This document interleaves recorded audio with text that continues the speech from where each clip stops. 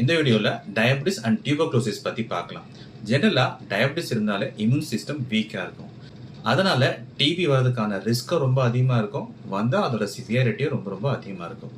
Diabetic level கண்ட்ரோலாகனா treatment failure and death வர வாய்ப்புகள் நிறைய இருக்குது. அதே மாதிரி ஒரு டியூபர்குலோசிஸ் பேஷண்ட்டில் சுகர் லெவல் அன்கண்ட்ரோலாக இருக்கும். ஏன்னா அவங்களோட குளுக்கோஸ் மெட்டபாலிசம் எல்லாமே அஃபெக்டாக இருக்கும். சுகர் லெவல் அன்கண்ட்ரோலாக இருந்தானா அவங்களோட டியூரேஷன் ஆஃப் ட்ரீட்மெண்ட்டும் கண்டிப்பாக மாறுறதுக்கான வாய்ப்புகள் அதிகமாக இருக்குது. ஒரு டியூபர்குலோசிஸ் பேஷண்ட் என்ன மாதிரி உணவுகளை எடுத்துக்கலாம்?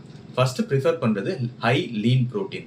அது எதில் ரொம்ப அதிகமாக இருக்குன்னா ஸ்கின் ரிமூவ் பண்ண பவுல்ட்ரி ஐட்டம்ஸில் அதிகமாக இருக்குது. அதே மாதிரி ஃபிஷ்ஷில் ரொம்ப ரொம்ப அதிகமாக இருக்குது. அதே நீங்கள் வெஜிடேரியன் டயட் பார்த்தீங்கன்னா டோஃபுல ரொம்ப அதிகமாக இருக்கும். இல்லைனா டெம்கோரோ ட்ரை பண்ணி பார்க்கலாம். எக் ஒயிட் கண்டிப்பாக எடுத்துக்கலாம். அதே மாதிரி நான் ஸ்டார்ச்சி வெஜிடபிள்ஸ் குறிப்பாக எடுக்கிறது நல்லது. அதான் பருப்பு வகைகள் எடுத்திங்கன்னா அதோட ப்ரோட்டீன் கண்டென்ட் ரொம்ப அதிகமாகவே இருக்கும். என்னென்ன பழங்கள் ஒரு டியூபர்குலோசிஸ் பேஷண்ட் சுகர் இருக்கவங்களுக்கு எடுத்துக்கலாம்?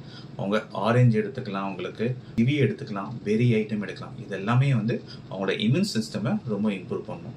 அடுத்தது என்ன மாதிரி ஃபேட் எடுத்துக்கலாம்? ஆக்சுவலாக குட் ஃபேட் எடுத்திங்கன்னா அவங்களோட இம்யூன் சிஸ்டமை நல்லா இம்ப்ரூவ் ஆகும். அது எதுலனா இருக்குன்னா அவகோடோவில் இருக்குது. நிறைய வகையான நட்ஸ் அண்ட் சீட்ஸ்னு அதிகமாக இருக்குது. முடிஞ்சால் ஆலிவ் ஆயில் சேர்த்துக்கிறது ரொம்ப ரொம்ப நல்லது.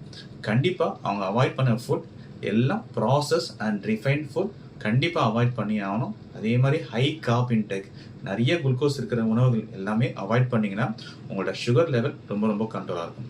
ஒரு டியூபர்குலோசிஸ் பேஷண்ட்டுக்கு டயபிட்டிஸ் மேனேஜ்மெண்ட் பார்த்தீங்கன்னா இன்சுலின் ஆரம்ப கட்டத்தில் தேவைப்படும். So take home message, sugar level ரொம்ப கண்ட்ரோலாக இருந்தீங்கன்னா டியூபர்குலோசிஸ் பேஷண்ட்டோட டியூரேஷன் கம்மியாகும். அதே மாதிரி சிவியாரிட்டி ரொம்ப ரொம்ப கம்மியாகும். கண்டிப்பாக உங்களோட டாக்டரை கன்சல்ட் பண்ணிவிட்டு அதுக்கு ஏற்ற மாதிரி ட்ரீட்மெண்ட் ஃபாலோ பண்ணுறது ரொம்ப ரொம்ப நல்லது.